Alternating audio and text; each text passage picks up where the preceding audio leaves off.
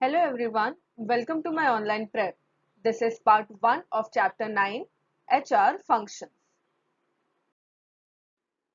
In this chapter, we'll be learning about the HR functions, what is human resource planning, its process and steps, recruitment and selection, the various process steps involved, differences as well as the latest trends.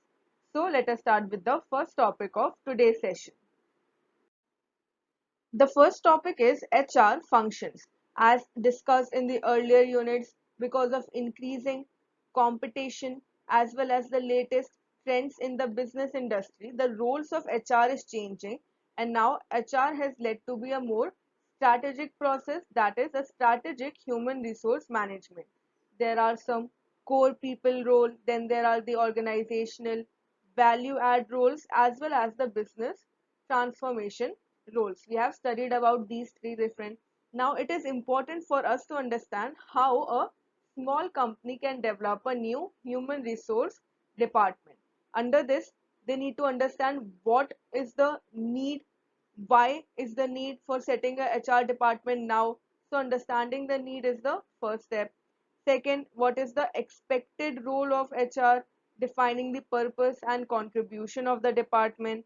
Third is the leadership role and direction, in which we need to see what is the correct position, the correct head count of employees, also how many leaders are there. Audit and assessment is the next step. What are the policies that have been made, procedures set in place? Are they according to the needs? Addressing the key functions. Does the company have an employee handbook which contains the relevant rules and regulations? How dynamic the compensation structure is, so implementing the professional HR practices, deciding the compensation, incentivizing, etc. And finally, what is the scope of HR activities? Does the company, they have a place or the policies that will deal with various areas such as safety, benefits? So many other issues have to be tackled related to the recruitment, promotion, statutory compliance. All these functions, they have to be taken care of under the human resource department. So when a company is developing this new department, they need to consider these factors.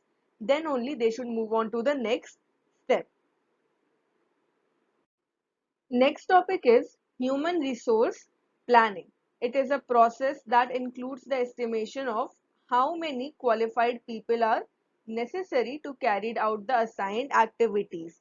That is, once the goals have been decided and the steps that have been taken to achieve those goals have been decided, then we need to understand how many people are necessary for that particular process, how many people will be available, also to ensure personal supply equals the personal demand. So the supply of labor should be equal to the demand of labor, as well as the skills that are expected of them should be provided. So HRP all in all is a process. It is used by organization to ensure that it has the right number and the right kind of people at the right place and right time. So the right number, quantity, then the right kind of people relates to the skills, right place and the right time means as needed these personnel should be available. So they should be capable of effectively and efficiently completing those tasks that would help the organization achieve the overall objectives and goals. In simple terms, we can say that it is a process of forecasting, how we can predict for the future of the organization the demand and supply of the right type of people in the right manner. So we need to forecast this number. It is only after the HRP is done that the total organization planning and facilitating of the organization's goals can be done. So HRP is an important process because without a clear-cut manpower plan, without understanding the need of the labor, estimation of the organization's human resource, it is merely reduced to paperwork. We cannot put it into action. So it is a subsystem in the total organizational planning and facilitates the realization of the company's objectives. Goals will be achieved only when the right kind of people are available at the right time. So a balanced HRP helps the top management have a better view of the HR dimensions relating to the business, and they can anticipate the imbalances before it becomes unmanageable, before it becomes huge. So sourcing the right candidates in a cost effective manner, this comes under the human resource planning. So the HRP system can be seen as an architecture. It has a flow diagram. It is a comprehensive system. They have certain elements such as the organization, what are its growth plans for the future, the current and the possible future needs in the business. Are there any gaps in the current manpower in terms of number as well as their skills? What is the employment scenario currently and the availability of the desired profiles? Then finally, approach towards the cost effective. This should be cost effective sourcing of candidates. So these elements can give us this architecture. So the business environment consists of the strategic goal of the organization. This leads to the projected manpower profile, which in turn comes under the strategic goal of the organization. And under the projected manpower profile, there is surplus manpower and there is shortage of manpower. If the strategy is not made properly, then there will be a shortage. That is, our goals will be delayed. Surplus would mean that their 100% is not achieved. The 100% utilization of resource is not there and it is underutilized. So it would lead to surplus. Both surplus and shortage is problematic for the organization. The supply should be equal to demand. Then only we can say effective human resource planning has been done. Now there are certain steps that are involved in the process of HRP. First step is analyzing the organizational plans. We need to analyze the correct needs, what and how much. Second, demand forecasting, future forecasting or future prediction as to the overall human resources that are required in accordance with the organizational plans. It should cater to the present as well as the future needs of the organization. Supply forecasting, it gives us an idea about the present inventory of the human resource as well as the future change. Will there be enough profiles available to select from? Then fourth step is estimating the net human resource requirements. Net means the current human resource requirements. Fifth step, if in case of future surplus, plan for redeployment or retrenchment and layoff. If there is a chance of surplus manpower, then how it can be reduced, how it can be balanced out. So a plan should be made as to layoff or redeployment. In case if there is a future deficit, then we should forecast the future supply of human resources from all the sources, not only internal but also external from the online sources. And finally, we need to plan for the recruitment, development, and internal mobility. So, training planning is also important so that these future supply will be inadequate. If there is not enough plans for training, if training is not provided, then the future supply would be inadequate with reference to the future net requirements. So, all of these steps are involved. Now, taking these steps, we can now see what is the HRP process. So this process first involves analyzing the gaps, if any, if there is shortage of manpower. Then the next stage is sourcing of the serious thought given to internal as well as the external hiring. So sourcing of this type of gap of manpower through the internal as well as the external sources. Herein a methodology properly defined has to be used along with training that is to be given to the new employees. So in this process of estimating the future quantity as well as quality of the people, the basis should be the annual budget. This is very important to remember. We take the annual budget as the basis for forecasting the future needs as well as the long-term corporate plans, the long-term plans for the organization. So both of these factors will give us as to what is the quantity and quality of the people required. Now, demand forecasting is based on internal factors and external factors. Internal factors such as the business projections, budget constraints, new products and services, attrition rate. These are personal to the organization. External factors are the general factors such as level of competition, the job market scenario, economic climate, technology changes, social factors. So these are external, or these exist in the economy for all of the companies. So these are the internal and external. So as a part of demand forecasting, the existing job design and analysis, this should be reviewed from time to time. It should keep in mind the future capabilities, knowledge, and skills of the present employees. Further, the job should be redesigned, keeping in view the future activity or task analysis, the required skills in the future, values, knowledge. So it should be a dynamic process. Policy once created should be reviewed from time to time, and the job should be designed and analyzed reflecting the future human resources based on the goals of the organization for their future. So job analysis and forecast about the future components of human resources will facilitate the demand forecasting. There are also certain techniques that have been developed for manpower forecasting or demand forecasting. These range from a quick management judgment, where the managers, they work across the functions, they forecast based on a simple assessment. So management judgment is the first technique. Another technique is to study the past ratios and using them forecast the future requirements. So from the past experience, we can forecast what will be the future requirement, and some allowance or some flexibility is provided for organizational priorities. So studying the past ratios is the second method. Then third could be the work study techniques. Though a little old, they still give the number for the routine activities and new areas such as the number of calls per hour, etc. So these are the work study. Third technique is studying the work environment. Then fourth is Delphi techniques.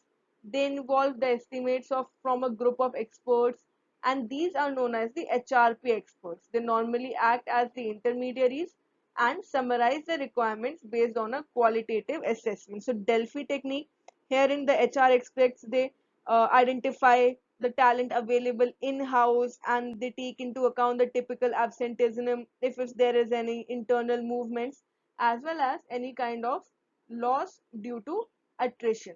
So Delphi technique involves the expertise of the group of HR.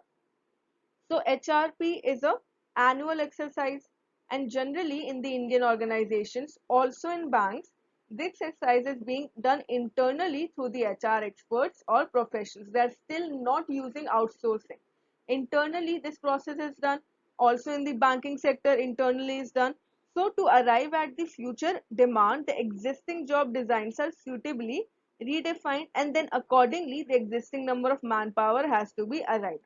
For this purpose, like we said, the work study methods, although unscientific in the absence of the proven methods of the productivity norms, they are being used extensively for this purpose. So the most widely used is the work study methods, in which we study the activities of the particular organization. However, in banks, with the passage of times, some of the trusted functions are emerging, like selling of retail products or cross selling of third party. Here the productivity can be easily measured in terms of the quantity and the quality of the products so are marketed with the amount, etc. So the methods that are used for forecasting the manpower needs for future, these are different, and according to the suitability and expertise, every organization can choose their technique. Next topic is recruitment and selection. So in the HR function, next step, that once we have identified the required number and the kind of human resources, next step is to find out where the required number and kind of human resources can be obtained. Now, recruitment and selection solves the answer where, from where we can get the right kind of personnel. For external sourcing, the sourcing of the candidates, the organization should have a stipulated employee branding exercise. This employee branding is a process of promoting a company organization as the employer of choice to a desired target group. The managers, they want people who are applying for a particular post, they should have the right skills. For that, they brand, they promote their organization in a way that is attractive for them, and this whole process is known as recruitment. That is Attracting the desired target group that the company needs and wants to recruit and retain. Complete process is known as recruitment, this whole process. So recruitment and selection, technically speaking, it performs the function of providing the right kind of people. Recruitment is only one of the steps in the entire employment process. That is, it is only the starting point of the employment process.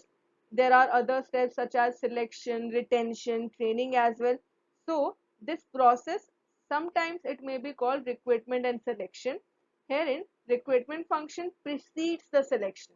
First, we need to perform the recruitment function, then will come the selection. Selection would be the next step, and it includes only the finding, developing the sources, and attracting them to the job. So recruitment will involve these three things: finding the right candidates, developing the sources for prospective candidates, and attracting them to apply for the jobs. Whereas next step would be selection, which would involve finding out the most suitable candidates for the job out of the candidates applied. So through recruitment, we get a number of applications, then selecting the most appropriate or most apt personnel for the job. This comes under selection. So the factors they will govern recruitment, they are the demand and supply of the required skills, labor market conditions, the right type of candidates, etc. All of these factors will be taken into consideration. Now a well defined recruitment policy will help the organization identify the right mix of candidates. Next, let us see what is the process of recruitment. Like we said, recruitment precedes the selection process, in which we attract the people to apply for a job position. So all the progressive organizations, it is necessary for them to have a dynamic recruitment strategy. It should be demanding, flexible, as well as be able to meet the needs of the organization in a quick and efficient manner. That is, it should be cost as well as time effective. So a dynamic recruitment strategy is important. Herein, the recruitment strategy, it takes into account the potential of the current and the future employees, how they can sustain and improve on the business level. Also, it involves building an image, building a brand for the organization so that we can attract the best talents and maintain the competitive edge throughout. So recruitment strategy will take into account all of these factors. Efficiency and productivity form the basis for the long-term commitment.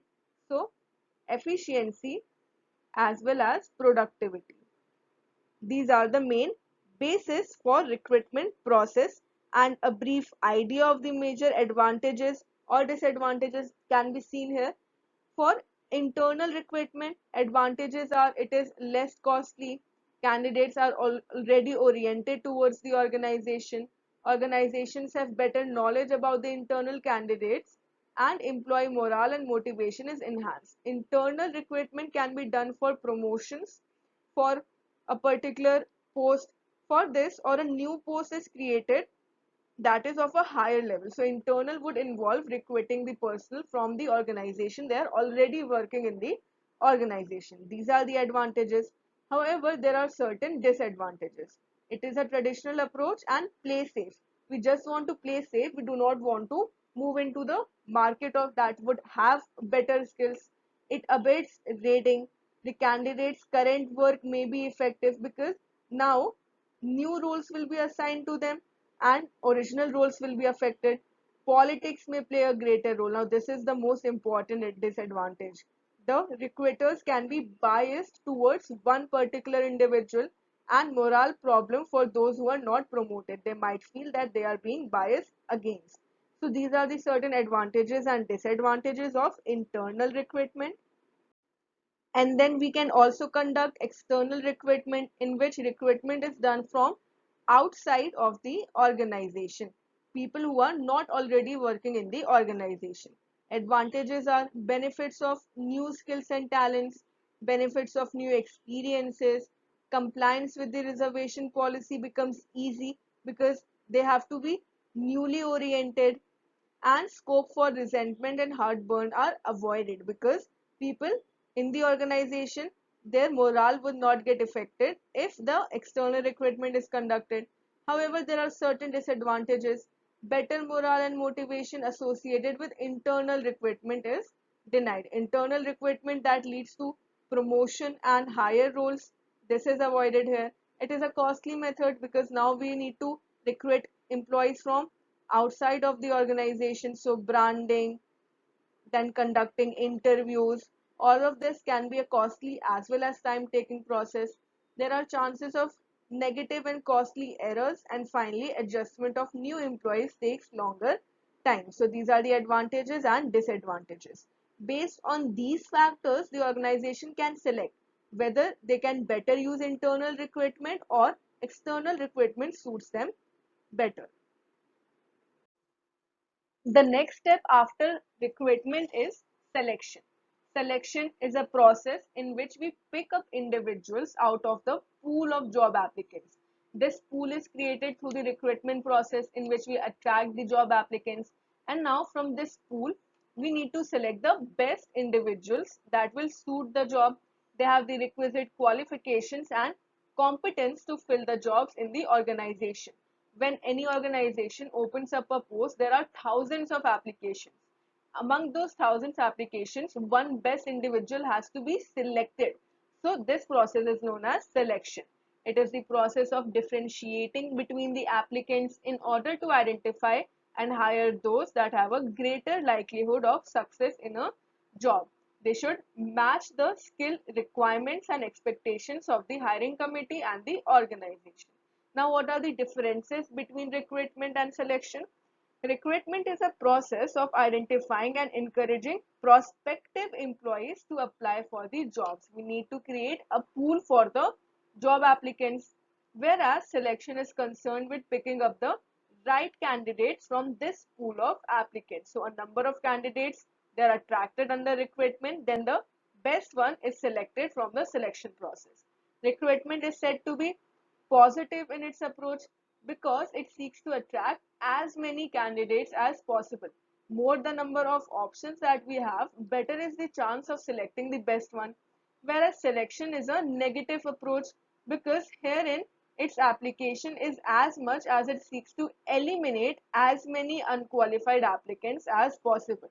Our aim is to identify the right candidates, so we will eliminate those who are unqualified. So this is the difference between recruitment and selection. Next, let us see what is the process of selection or what are the steps involved. First step is screening and preliminary interview. In this, we eliminate the applicants who do not fit the desired profile. Under the recruitment process, a pool of applicants is created. Then the unqualified ones in the first stage are screened out, they are eliminated. This preliminary interviews also help us weed out the less qualified and weaker candidates. So this is the first step of differentiation. Second step is the selection test. This will again help us bringing down the number of job seekers, especially in the popular jobs such as banking, where the same time it will also help in shortlisting the better qualified candidates. So selection test can be in the form of aptitude test, personality test, as well as ability test. They are conducted to judge how well an individual can perform tasks as related to the jobs. So interest tests are there, then there are the graphology test, medical test, psychometric test, and so on. Third step after the selection test are the personal interview. This is a formal and in-depth conversation between the applicant and a panel of experts. These are the hiring experts. Their role is to assess the potential candidate's profile and match the perceived competencies to that given role. So in this process, one-to-one interviews can be conducted, panel interviews can be there, sequential interviews. Besides this, other types are structured as well as unstructured interviews, behavioral event interviews, stress interviews. So higher the role, the more focused will be the interview process. Fourth is reference and background check. So once the individual passes or clears the performance review, the personal review, then we move on to checking the background and the reference that are provided by the applicant in their job application or in their CV. These are conducted to verify the information that is provided by the candidates. They can be formal letters, telephone conversation, more formality with recent data theft from call centers. And these background checks are there because to check whether the information is provided, it is correct or not. And finally, once the background checks are there and all the information is found to be correct, selection and job offer is done. After assessing the results of all the tests, interviews, a decision is taken on selection of the most suitable candidate. The selected candidates, they undergo a mandatory medical examination, and then the successful candidates are given a job offer. It will contain all the details about their pay structure, the responsibilities, and after the acceptance of the offer, an appointment letter is issued. It will tell all the terms and conditions of the appointment. So this is the selection process. Now, in a recent step, the government of India has discontinued interviews. This has particularly done for the junior level post where personality assessment is not an absolutely necessary requirement. So during the 2015 December time, and that from 1st January 2016, decision has been taken to discontinue holding interviews in the government and the public sector organizations. This is to eliminate the corruption in the various walks of life. So herein, according to the government of India, this step has been taken to help in curbing corruption so that more objective selection can be done in a transparent manner. This will ease the problems of poor people. It envisages that the recruitment should be based on the merit on it should be conducted on the merit basis through transparent online processes that leads to less government and more governance. Good governance, this topic is being used very much in recent times. Good governance. Accordingly, the central government has already discontinued interviews at the junior level post at Group B, that are the non-gazetted, Group C and Group D, which are now reclassified as Group C and all the equivalent posts. So all the junior level posts here, interviews have been discontinued. All the advertisements for the future vacancies are without the interview as a part of the recruitment process, and it has been done from the January 2016, and no recruitment with interview at the junior level post is done in any of the Government of India ministries, departments, subordinate office, etc.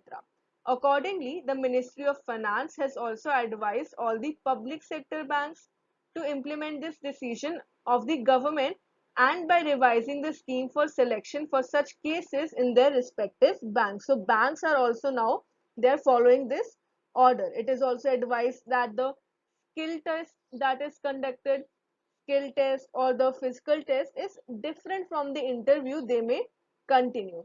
So these will be of the qualifying nature. Assessment will not be done on the basis of the marks. Also, from 1st January 2016, the recruitments that are made to the position of the sub staff and to the position of the clerical staff, the interviews are dispensed and selection is done purely on the basis of the marks that are obtained in the aptitudinal test. This change has been brought in the banks. So now the interviews are cancelled out, and this decision to discontinue of the interview across the country is a major step towards achieving the objectives of citizen-centric transparent governance. Like we said, good governance is the objective of taking this step. Still, wherever a selection process is followed, a good selection process has certain essentials. First, there should be a detailed job description and job specifications prepared in advance and endorsed by the HR and line management.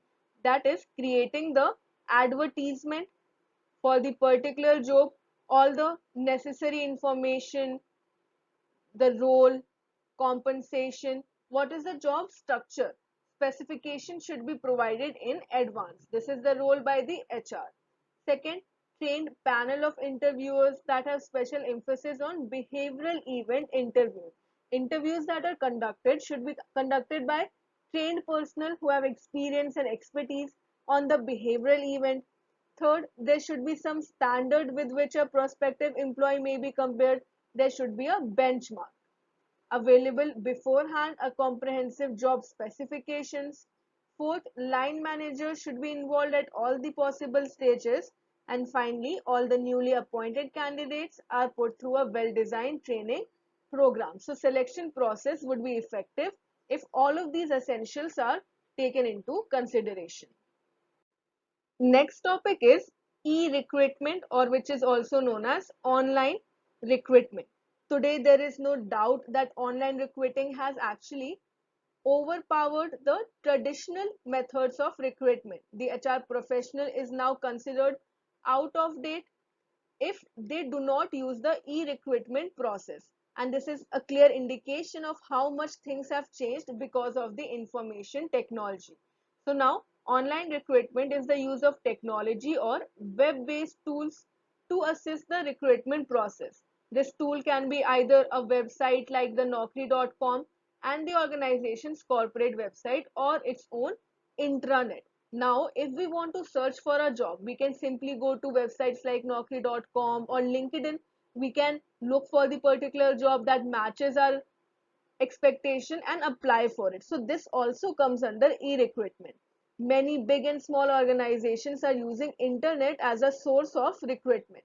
Herein, what they do is they advertise the job vacancies through the World Wide Web, and the job seekers, they can send their applications or the curriculum vitae, that is the CV.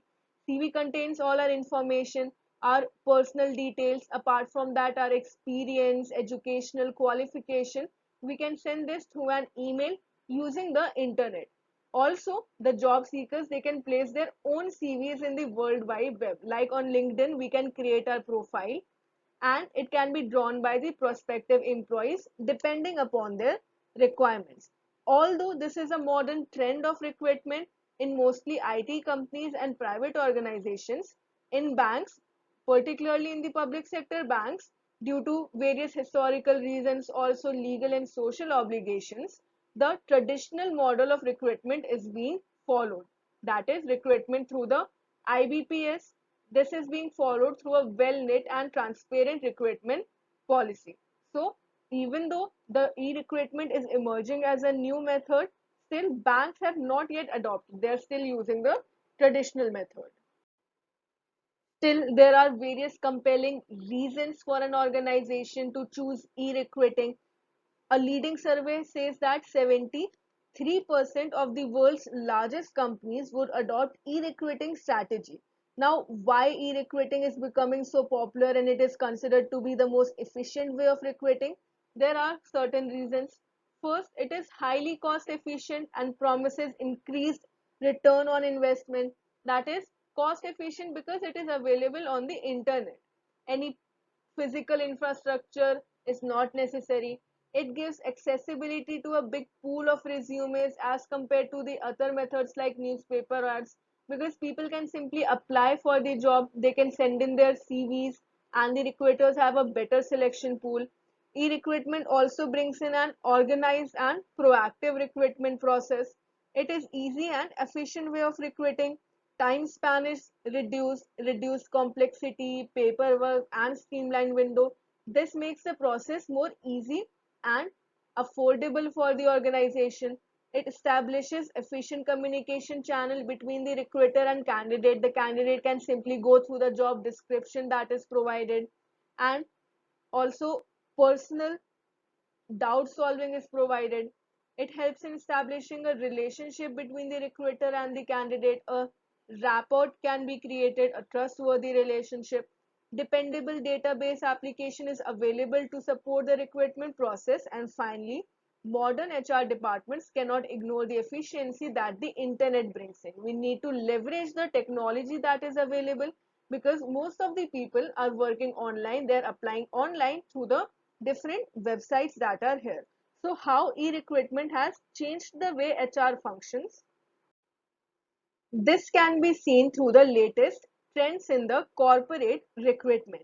Thanks to the advent of information technology and the speed with which the business is transacted, the recruitment trends, they have thoroughly transformed and they're catching up to the needs as well as the drives of the new generation organization that involves more startups and younger people, younger job aspirants who are more tech savvy. These are more tech savvy applicants. So some of the well proven trends that have been seen in the recruitment process today. First, corporate talent networks. Herein, with the growth of LinkedIn, Twitter, Facebook, Indeed, and other variety of tools that are available, they promote the employment brand. So now companies have evolved from a model of candidate relationship management towards a more talent network. So the talent network is not just a place where we can post jobs, rather it is a place to attract the people, and it includes fans, candidates, employees, alumni, and even the customers. So herein these are the vital product, and they also act as cloud service. Now second is social sourcing. Herein web plays a critical role. The origin of these solutions is LinkedIn. So now LinkedIn recruiter tool to HR organization is provided. Most recruiters will tell you that having a LinkedIn recruiter license is the cost of entry. So most of the recruiters, they rely heavily on the LinkedIn, but they do not see it as a competitive advantage because now most of the organizations are using it. So a whole barrage of existing or new tools have been created. Some new tools that are created include Entello, Guild, TalentBin, and upon the ratings, the organization can select it. Then recruiters are acting as sourcers, not recruiters. Now companies are globalizing, they are looking forward to more specialized skills. So the recruiter is becoming more and more important. Herein, the highest performing companies are now pushing more responsibility onto the shoulders of the hiring managers and letting the recruiters focus on the high powered sourcing and initial screening. So now assessment will push the hiring managers, it would create better employment. So this is also creating the hiring managers role. They play a major role in process of being a partner with the recruiters on sourcing and assessment. They deal with the role of such recruiters in a better manner. So they are acting as sourcers and not recruiters today. A barrage of new assessment science is created today, the science of human assessment. This will never stand still because people's expectations are changing. Apart from that, their skills are changing. So tools like Myers-Briggs and hundreds of other personality or skill assessment, they have been there for decades. Organizations have been using them for a long time, and today they are largely driven by the power of the cloud and has been an explosion of new assessment tools. So some of the better companies, they involve various tools such as the SHL, DDL, then there are the smarter, that is the customized skill testing. So new providers are there who provide greater validated tests, also can seek real time feedback from the people who are taking those tests. Then building an end-to-end talent brand is also an important trend. The days of employment brand are over and now it's the brand of the company. That is real employment brand is walking out of the door every evening, talking with the friends, posting information on Facebook, and also complaining about the company on Glassdoor, such as providing feedback. So now the talent brand is changing. Today's high-powered recruiters, they work directly with the marketing or the vice president to create a research-based employment brand. And more talent brand is highly specific, authentic, and narrow. There's no reason to attract the job candidates who do not love what they do. So they need to be more willing to perform a particular job. Then modernized applicant tracking software is there. In fact, we actually may not be comfortable with the applicant training systems, but now new breed of these tools is emerging. It focuses on managing the entire recruitment process, including monitoring and campaigns, and creating an excellent candidate experience to make them more easier to use and more valuable to the customers. So these changes are coming. Then a great candidate experience is emerging. The days of employees putting up hugely difficult websites to attract candidates are gone. And new research by the Talent Board, it shows that employers can damage its own brand by making it impossible to apply for a job. So Applying for a job is becoming more easier process. High value outsourcers and staffing firms is also an important point. Now the recruiting process is complicated and it involves various, like it varies greatly by the role, geography and industry of the organization. So herein new various outsourcers are emerging to help find the right people in the critical job. So companies herein they're using these new tools that are more important than ever to look for the seasoned professionals. It will help the corporates to find the right people. So outsourcing and staffing firms are developing. And finally, we have the big data and the big data firms. That is because of the high level of knowledge that is available. Most advanced thinkers in the HR analytics, they start by measuring of the recruitment. This is the most data rich part of the HR. So companies, they are using the dramatically outperforming with their peers as well as the big data in the recruitment market. This is becoming one of the best spaces for the new startups in HR. So now new companies, what they're doing is they're improving their recruiting function, analyzing the recruiting process in detail, and this is going to be one of the best spaces. So there's tremendous innovation that is taking place in the recruitment market, and among all the HR talent and leadership programs, the corporate work on the most important objective is hiring the right people. This is still the most important objective. Keeping in mind these latest developments, Google has launched a job search engine in the US. It is an innovative job search model for recruitment.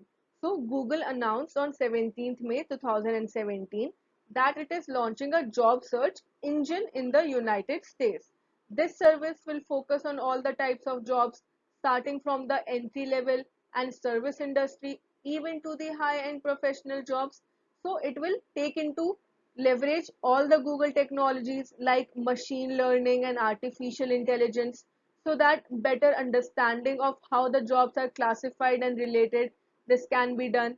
So here a brief preview was given by the CEO Sundar Pichai as to what will be the working of the job engine that is known as the Google for Jobs. So the name of this search engine is the Google for jobs. So in this preview, he told what is the need, why this idea came through. In a few weeks, Google will also begin to recognize that the users are typing the job. We simply need to type the job that we want to search. We can search the queries into the Google search, and this company or this engine will provide the right answers. So the company said that the Google for Jobs engine will initially partner with LinkedIn, Facebook, Career Builder, Monster, Glassdoor, and other services. So a number of tools will be available that will help the job seekers find the right jobs for themselves. This search engine will have the number of tools that will help us find the right job. For example, we can filter the jobs by location, title, the type, category, and then we can find the right jobs. It will also show the applicants things like the commute time that is required, help them figure out if the job is too far away to consider, and all these factors will be taken into consideration. For example, if we search for retail, can mean retail associate, store manager. Google will be able to put all of these together and will tell the right matching jobs. So accordingly, Google has also announced the launch of Hire. It is a new service that will help the business more effectively managing their internal recruiting process. So Google for Jobs and Hire have been launched to improve the recruitment process in the changing scenario. Next, let us see what is the role of the recruitment agencies. First, we will see this from the point of view of the company. So we have discussed one of the latest trend in the recruitment method is through the recruitment agencies. These are the intermediaries. These act as the intermediaries and they ease the administrative problems both for the corporates as well as the prospective candidates. So these agencies or intermediaries, they will match candidates to the job vacancies, working with the company directly to help fill their roles. So they will have consultants, they will source the new app opportunities, edit and optimize the CVs, and even provide pointers to help the candidates prepare for interviews. Essentially, they streamline the whole job seeking process. They create a bridge between the hiring company and the job seekers. Now, the recruitment agencies, they work in a number of different ways. Initially, the company will get in touch with them and then they will have a role to offer. The recruitment agency will then either look at their current database, that is applicants or candidates who have already applied in that particular agency, or they can also post the job online to source the applicants with the right skills. And when they have sourced some suitable candidates, then they'll send them through the company for approval, and generally they can also arrange interviews for the best matching candidates. So the recruitment consultant will act as the middleman between the prospective candidate and the recruiter. They will send in the candidate CV and put the candidate forward for an interview. If the application of the prospective candidate is successful, then they'll help them with interview preparation, also give them a lot of tips and pointers from providing with the directions, including what to wear on the day, what to expect, and then the candidate will be able to walk into that interview feeling totally prepared. So they act as intermediaries or middlemen between the prospective candidate and the recruiter. This is the role from the point of view of the company, that is to provide them the best candidates for a job role. Then, from the angle of the applicant, finding a job through the recruitment agencies has various advantages.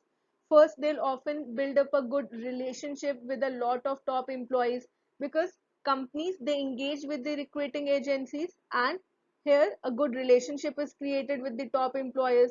They will get the applicant exclusive access to their jobs. Also, they can put forward for positions that he wouldn't otherwise has heard for. So some of the benefits include CV and letter advice that is provided, expert interview counseling is given to them, tips are provided for the interview, specialist advice for the chosen field, being put forward for relevant jobs that come up, etc. So recruitment agencies, they post many of their vacancies online, and anyone who wants to apply for these positions, it is although not necessarily meaning that applicant will be signing up to the agency as a result. So we need not sign up directly to the agency. We can apply for the position even without signing up. Generally, the applicants are not charged for using the recruitment agency. These consultants are paid by the employers who are posting a job, and they receive their fee based on whether the selected candidates have successfully started in the role. So there is no payment directly from the individual or the prospective candidate. And once the candidate has secured the job, the role of the recruitment agency will not stop there. They will handle all of the paperwork and other formalities, and also with the new employer to give, to make sure that everything is in place for the first day and beyond. So various benefits are there for the prospective candidate if they are seeking job roles through the recruitment agencies. And the last topic in this session is executive management hiring through the video interviewing. So video interviewing also involves technology. There's a process as well as there are certain benefits of conducting the video interviews. So the executive management candidates, they can truly make a large difference in the organization, its culture and its bottom line. So these executives will be driving the company forward. So the companies need to hire the best fits. Here we are discussing the recruitment of the executive management. Executive management have huge responsibilities of taking the organization forward. So they need to be the best candidate, the best fit for the organization. Unfortunately, recruiting the wrong executive management can really cost the organization, both in time as well as in money. So some of the international studies reveal that the cost of replacing an employee is almost 20% for the worker, and however replacing an executive management position costs as high as 200%. But these costs take into account the lost opportunity, the lost productivity, and the general corporate instability. When we are conducting a replacement for the top management, opportunity is lost along with time and money, productivity is reduced, and instability is there in the organization. So, herein it is important to hire candidates for the executive management position through a better and effective process so that the organization doesn't end up footing the bill for costly employee turnover. To avoid these high costs, we need to conduct a good process for employing the executive management hiring. So, having regard to the potential and benefits of the method of video interview, it can be the fitting solution. It can help the organization connect with the executives personally, find the right skills, and shorten the process. So video conferencing or video interview can be the right method. It is a method for selection for the senior and the top level positions, and even many new generation private banks are also using this method of video interviews as an effective methodology for selection of people for the top notch positions. So this is the process. Now there are certain benefits of using the video interview to hire the executives that the company needs and reduce the employee turnover. These benefits are three. First, video interviewing provides better connectivity, connect personally. Second, helps us to find the right skills. And third, it provides easier coordination.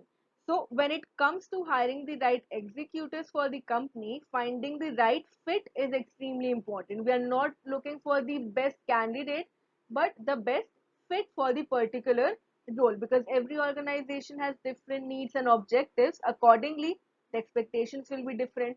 Beyond the skills, company needs to find out someone who aligns with the company's mission statement. Like we said, various roles are there. Someone that will fit the right drive and determination for the job, who can improve the culture of the company and move the organization forward. So it makes sense to try to connect personally with these top management candidates. The video interview allows the company to do so, making it simple to connect personally from the first moments of the process. And whether they are conducted in a one-way video interview, this new tech tool makes it easier to evaluate the personality, communication skills, as well as the overall fit. Second, find the right skills. Now, with the skills gap that is ever widening, organizations cannot afford to hire the wrong person for its job. It is a manager or even a CEO. Like we said, selecting the wrong person for this top role will be very much problematic for the organization.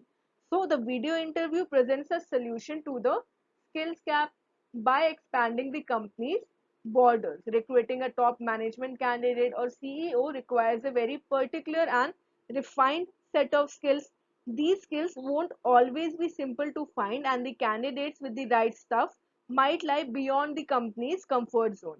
But with video interviewing, company can connect with these far-flung candidates simply and effectively. Instead of spending money on traveling, hotels, the company can connect face to face through the internet in the video interview, and the company will find the executives, candidates, and top management so that it can save money.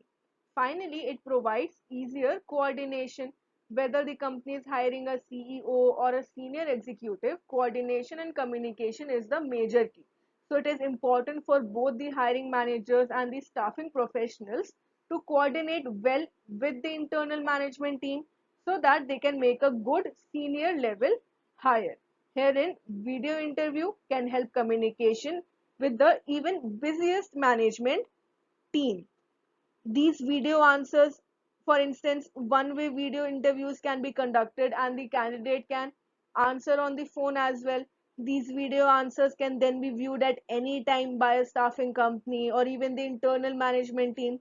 For employers or the staffing pros connecting with the top tier talent in real time, these interviews are automatically recorded. This means that staffing companies can share great candidates and everyone always stays up to date on the process. So these are the benefits of using video interviewing for the process of executive management. With this, we have come to the end of this lesson. Keep learning with us. Thank you.